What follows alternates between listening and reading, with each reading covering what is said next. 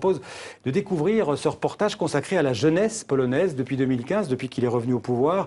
Le parti Droit et Justice, le PiS, impose une vision très conservatrice de la société, très autoritaire, avec un contrôle des médias, un musellement de la justice et des restrictions aux libertés. Une partie de la jeunesse polonaise s'est réveillée via les réseaux sociaux et les mouvements citoyens, des jeunes qui tentent de dire non au gouvernement polonais. Un reportage en Pologne de Sophie Roussy et Eric Black. Artur Sierowski n'a que 22 ans mais des convictions. Son pays, la Pologne, tourne mal et le parti au pouvoir, le PiS, serre les vis, touche aux libertés. Alors Artur monte sur les tribunes, tracte, manifeste. Il est le leader des jeunesses du Code, un mouvement citoyen né au lendemain de la victoire du PiS aux élections.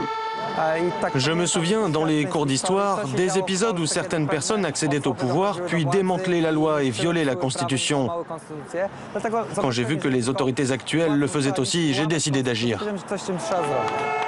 Ce dimanche, les manifestants adressent un carton rouge au gouvernement. Les bureaux de la première ministre sont en face. Carton rouge pour entrave au tribunal constitutionnel. Carton rouge pour épuration dans les médias. Carton rouge pour le contrôle d'Internet. Dans les rangs des citoyens de tous âges, journalistes ou comédiens, comme Maja Ostasewska.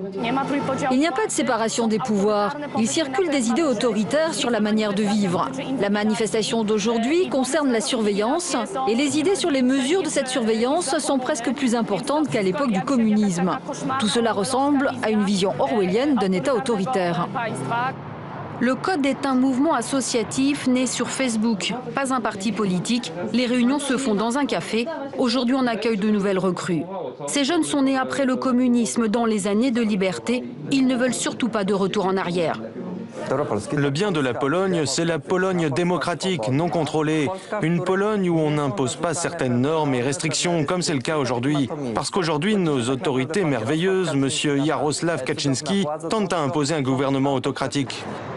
On retrouve Maja Ostasewska en représentation au Novi Théâtre, un théâtre contemporain. Le gouvernement conservateur souhaite politiser la culture. Cinéma et théâtre doivent véhiculer une image positive de la nation. Mais pour la comédienne, les artistes résistent.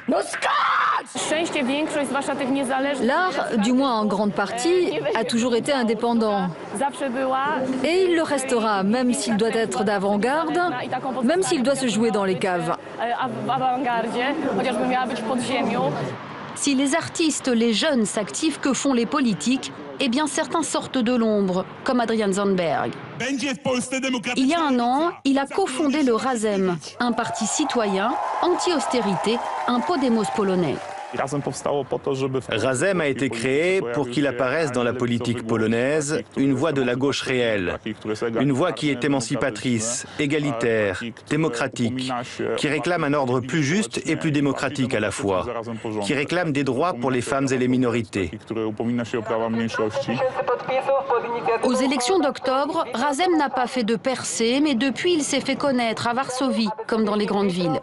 Parti social européen, il pense néanmoins que la solution aux dérives du pouvoir doit venir de la base.